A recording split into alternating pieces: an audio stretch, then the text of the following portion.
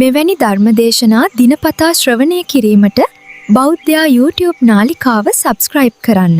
ඔය මරණාධාර සමිතියත් මහා කැත එකක්නේ. ඔව්. රොඩියෝ ඉන්නේ ඒකේ. ඒ ස්වාමීන් වහන්සේ. ලෝකේ තියෙන හොඳම සමිතිය ඕක කියලා ඔයාලා කියන්නේ. නෑ පුතා. උදාහරණයක් ඇටියට ගත්තොත් මම මෙතන නාකියෙක් නෑ පේන්නේ මාන. අපි તો මේ අපච්චි කියලා. මේ අපච්චිලාට සමිතියක් ඇත. අපච්චි ජන්මද? ඔව් අපච්චිලාට සමිතියක් ඇත. අපච්චිගේ සමාජිකත්වයේ බැලුවොත් එහෙම දැනට අවුරුදු 20ක් වත් ඇත. අවුරුදු 20ක් 25ක් වෙනවා. දැන් වුණා සමිතියට අවුරුදු 25ක් කමුරලා තියෙන්නේ පුතා.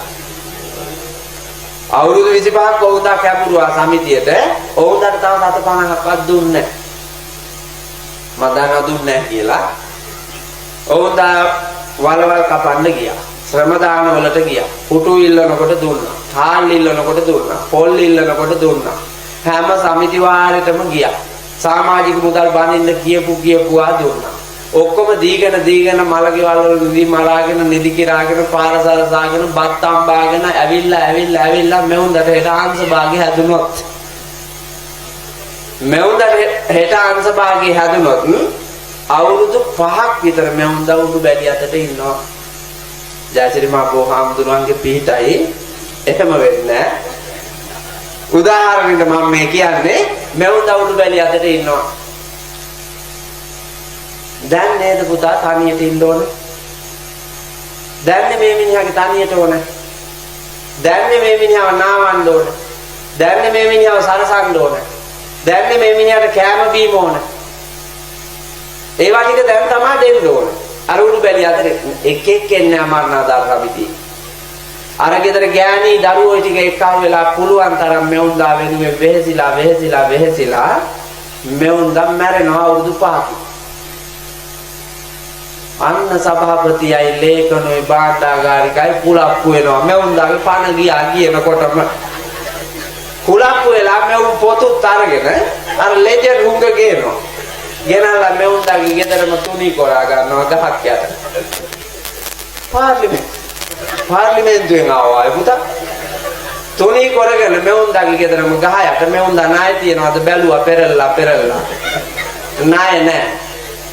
පූර්ණ සමාජිකත්වයේ වෙන රුපියල් 50000යි කියලා 50000ක් මෙවුන්දාගේ ගෑණිට දෙනවා. එවුන්දාගේ ගෑණි කොල්ලන්ට කියලා අරුන්දාගේ මිනි අරගෙන ගිහිල්ලා සුද්ධ කරලා අර පෙට්ටිය ඔබලා සාලෙන් ගෙනත් තියෙන පෙට්ටියට 25000ක් ගත්තා. ඉතුරු 25000ට පුතා බුලතුයි පුවකුයි මොනොයි දුම්කලයි සීනි තේපොලයි අරන් ආවා. ගෙනල්ලා මෙව්වාගෙන් සීනි තේපොල පිළිකන්නේ තිබ්බා බුලත් පුවක් කුණු දුම්කල ඉස්සරහා තිබ්බා. මරණාධාර සමිතිය උදෙත් යනවා හැන්දෑවෙත් යනවා රායත් යනවා. පිළිකන්නට ගිහිල්ලා සීනි තේපොල දිය කරගෙන බොනවා. ඉස්සරහට ඇවිල්ලා අර 25000 බුලත් පුවක් කුණු දුම්කල කනවා.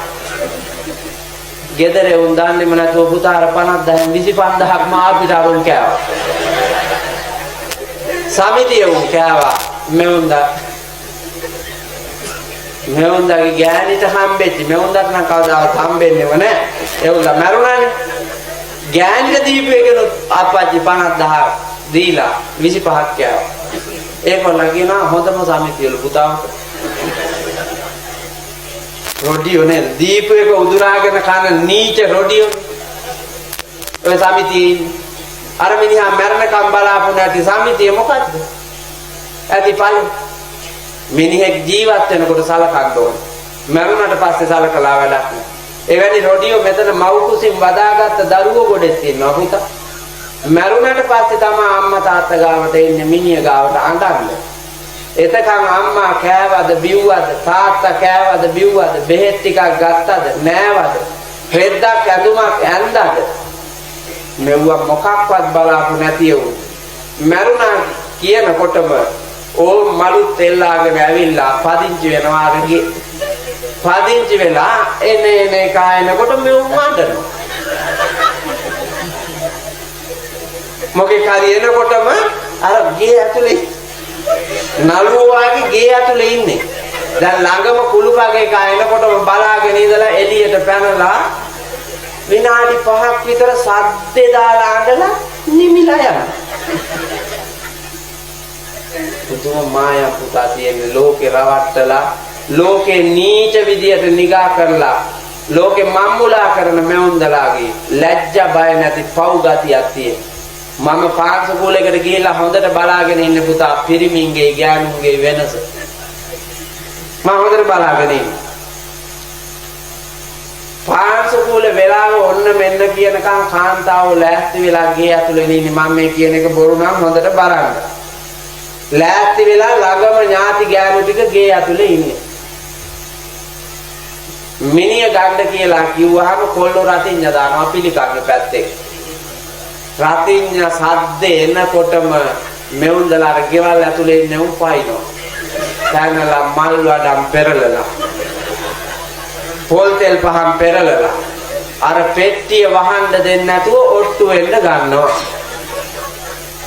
අවසානයේ කොල්ලෝ දෙපැත්තට තල්ලු කරලා දාලා අමාරුවෙන් පෙට්ටිය වහනවා. එතකොට මෙවුන්දලා වැටෙනවා තැන් තැන් වල. සිහි නැතුව වැටෙන්නේ පුතා බිමට අත තියලා. මම හොඳට බලාගෙන ඉඳලා තියෙනවා පුතා. සිහි නැතුව වැටෙනවා නම් පුතා දිස් ගාලා ගලේද මුලේද උළුවස්සේද බලන්න නැතුව වැටෙන්න එපයි. නෑ. මෙහෙම බිමට අත තියලා පැත්ත පෙරලිලා කකුල් අතපය ගසා දාලා ඇස් පියාගෙන ඉන්නවා. ඊට පස්සේ අර හයි හත්තිය තියෙන උන් කරන්නේ දැන් හාමුදුරුවෝ මෙහෙම පුතා වැඩ ඉන්නවා මේ පාංශකූලේ. මෙවුන් ඇවිල්ලා වාඩි වෙනකන් අර පැදුනේ. ඒ උන් ඔක්කොම වැටිලා. හයි හත්තිය තියෙන උන් මේ අයව උස්සාගෙන එනවා. දෙන්නේ ගෑණිව උස්සාගෙන එනවා අනිත් එක සාරිය අල්ලාගෙන එනවා. ගෙනල්ලා හාමුදුරුවෝ ඉස්සරහා පැත්ත දාලා තියන්නේ පුතා. ඕක තමයි ලැජ්ජ බය නැති සල්ලාලකම කියන්නේ. මහ ලොකුවට සිල් ගන්න යනවා මරණය නියතයි ජීවිතය අනියතයි කිය ගිහිල්ලා ඉවරලා බෝධීන් වහන්සේලා පෙරලන්න භාවනා කරනවා කියලා පාන්තකුලේ දවසට හාමුදුරුවෝ ඉස්සරහා හෙළුවෙන් බුදියාගෙන ඉඳලා මෙවුන්දලා නිවන් යන්න හදනවා. හම්බෙන්නේ කවදාවත් හම්බෙන්නේ නැහැ ඔය මායාකාරී බොරු රංගපෑම. ආන් එව්ව පුතේ ලැජ්ජ බය නැති කැත ගති. එව්වගෙන් අත මිදලා පුණ්‍යවන්ත ගමනක් යන්න ශ්‍රේෂ්ඨ මිනිසෙකු වෙන්නයි ඕනේ.